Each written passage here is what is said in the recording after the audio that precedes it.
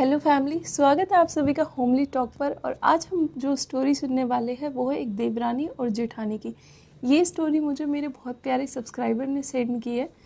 तो जो जेठानी है उसका नाम है प्रिया और जो देवरानी है उसका नाम है कोमल। तो कोमल और प्रिया के बीच में बहुत ज़्यादा प्यार हुआ करता था। कोमल जो थी वो नौकरी करती थी और प्रिया घर संभालती थी। दोनों के घर के सारे सदस्य मिलाकर, उनके बच्चों को भी मिलाकर, उनकी फैमिली में 10 सदस्य थे। और अब हुआ क्या कि कई साल बाद उनकी जो बुआ सास थी वो उनके पास रहने के लिए आई थी कुछ दिनों के लिए।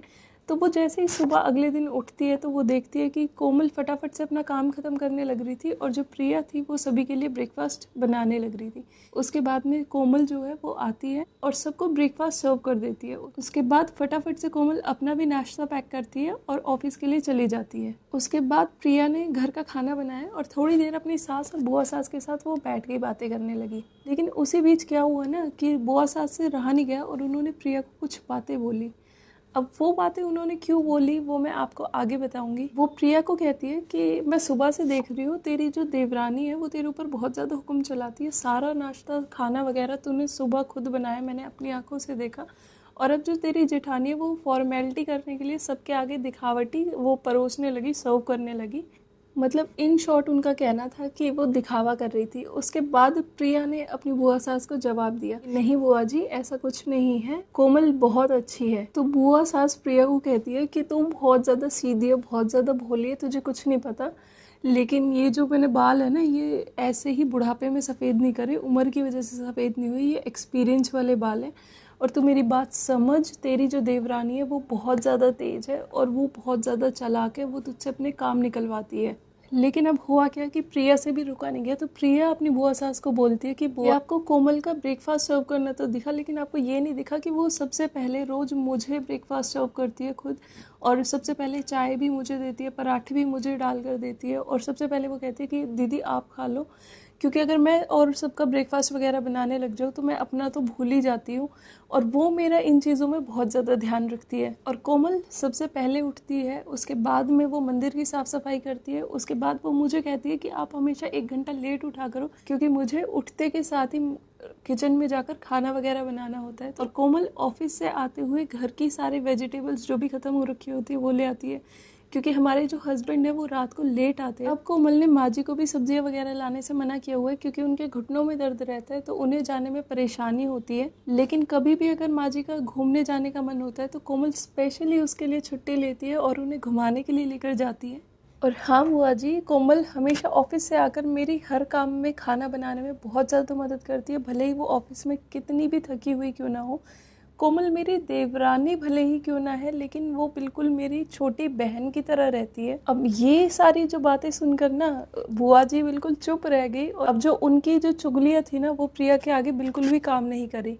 अब जो कोमल है जो शाम को ऑफिस से वापस आई तो उसने आते ही प्रिया को सब्जियों का थैला पकड़ाया और उसके बाद बोला, ये प्रिया दीदी ये लो सब्जियाँ, और इसमें ना साइड वाली जो थैली है ना उसके अंदर आपके लिए किताबें रखी हुई है जो आपकी फेवरेट राइटर की है, लेखक की है, जो आपको पसंद है। अब प्रिया बहुत ज़्यादा खुश हो चुकी थी और उसने सब्जी की थैली से अपनी किताब अलग निकाली और सब्जी की थैली किचन में रखते हुए उसके बाद अपने कमरे में किताब रखने चली गई। और प्रिया के जाते ही बुआ जी ने कोमल को आवाज़ दी कि छोटी बहू ज़रा इधर आओ, तुम इतनी मेहनत कर कर ऑफिस में पैसे कमाती हो, उसके बाद में इन फालतू की किताबों पर अपने पैसे खर्च कर रही हो। और वो घर में करती ही क्या है, घर में आराम करती है, तुम बाहर जाकर काम करती हो, इतनी मेहनत करती हो, पैसे कमाती हो, वो भी अपनी जेठानी के लिए।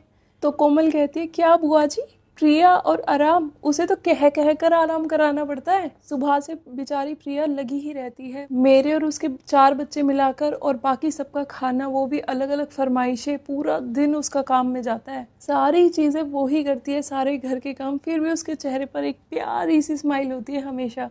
उनके पास तो सुबह की चाय पीने तक का समय नहीं होता।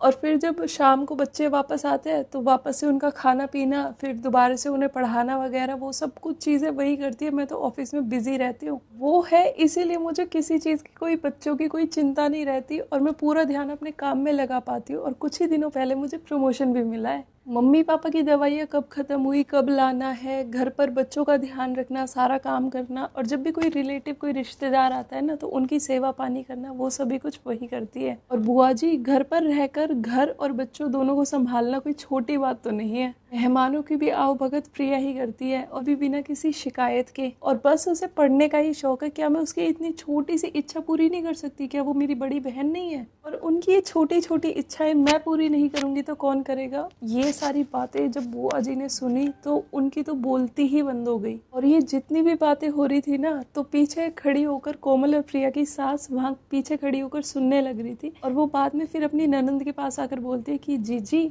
ये ज़रूर देवरानी जेठानी ज़रूर है, लेकिन इन दोनों में बहनों से बढ़कर प्यार है। ये दोनों ही एक दूसरे की कमियां पूरी करती है और मेरे घर की मजबूत नींव है ये दोनों। पहले मैं भी एक बुरी सास थी और इन दोनों को लड़ाने का सोचती रहती थी, लेकिन इन दोनों के प्यार के आगे मैं भी झुक ही गई। और वैसे भी इनको लड़ाकर नुकसान तो मेरे ही घर का था ना। अब मैं भी इनके ही प्यार में मिल चुकी हूँ, लेकिन ये जो बात थी ना, वो प्रिया और कोमल दोनों की बुआ सास को बिल्कुल पसंद नहीं आई और वो मुंह घुमाकर अपने कमरे की ओर चली गई, क्योंकि वो तो इन दोनों को लड़वाने के लिए ही आई थी।